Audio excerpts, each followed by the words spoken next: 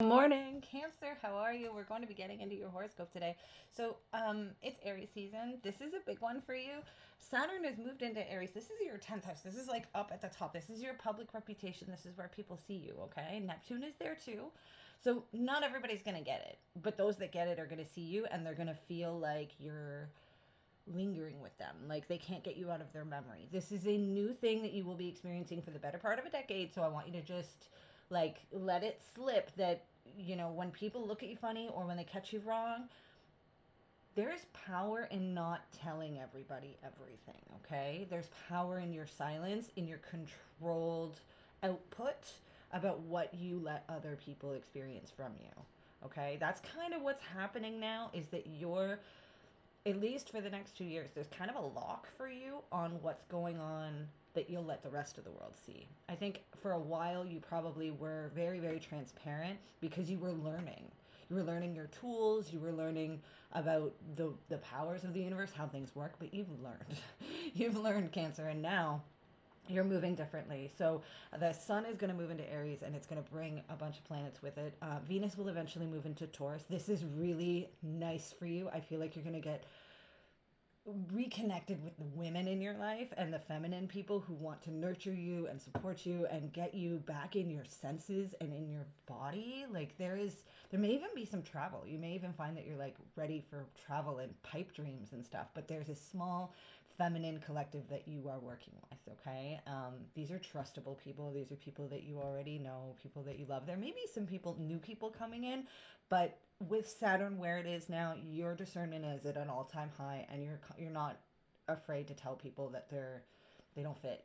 Like you're comfortable saying sorry. I'm not calling you back, or we're not going to talk anymore. It's a new day for you. It's a new dawn. I'm really, really proud of you, Cancer. So Mercury retrograde was doing things in Pisces for a while, and there was a Pluto moon that happened. It just happened before we exited the just before St. Patrick's Day, I should say, the weekend before St. Patrick's Day. There was this Pluto moon. Now that Pluto moon is going to come back. You're going to experience it again, and I need you to understand that every time it comes through, this is going to be one of those things where your nervous system is checking in with you, like, bro, are we safe? Okay, so there could be nightmares, there could be flashbacks. Your subconscious is trying to show you flags that your consciousness is like, no. Because your discernment is so high now, but you're new at registering it. You're new at honoring it, okay? So there's going to be, every time the moon moves into Aquarius, you're going to have these feelings, honey. You're going to have these like visceral feelings. If you have been denying yourself or lying to yourself, you have 4 weeks. You have 4 weeks, and then your nervous system is going to vomit at you. I'm serious. And girl, same. So like it's best that we just keep it 100 with ourselves, right? And if there's any men watching this, like, dude, you're a Cancer, okay? You need to understand that there is an emotional connection between you and the moon, and the sooner you get a moon tracker on your phone, the easier your life is going to be. Okay, moving on. So, like I said, the very beginning of April is a very different vibe because of Taurus's transit, with Venus sitting there. We have, right off the bat, we have a full moon in Libra. For Cancer, this is illuminating how your home life is the new place where your discernment goes. It's got to be the first place, actually. That's the foundational place. So you're going to be illuminated to things in your home life. This could be related to your family. This could be related to your scheduling. This could be related to your work too, where you really have to, like, if you see these places as they're part of what you stabilize yourself with, whether it's your job or your home life or your house or your relationship to money, and in regards to like where you invest, there is a illumination here. And at the exact same time, like we're going to have Mars, like 8 days later, Mars moves into Aries, and there is I saw it on the 1st, and now I'm going to say something on the 9th. That's kind of what you're going through, Cancer. So I need you to let yourself really monitor what you're going to say. And the best thing to do, as we know, is write it down.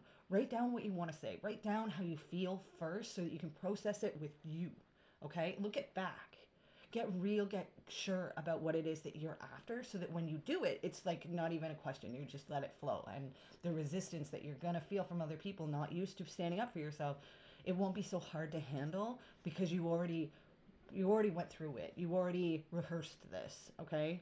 There's nothing these people could say to you that you can't predict at this point. These are your foundational people. These are your foundational experiences. So Mercury moves into Aries as well. Communication, it's popping by the 16th. There is like a huge like, oh wait, I need to tell you a thing, and it just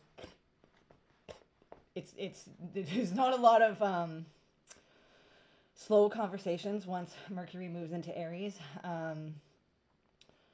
One of the other things that is really important for you is when the sun is going to conjunct Chiron.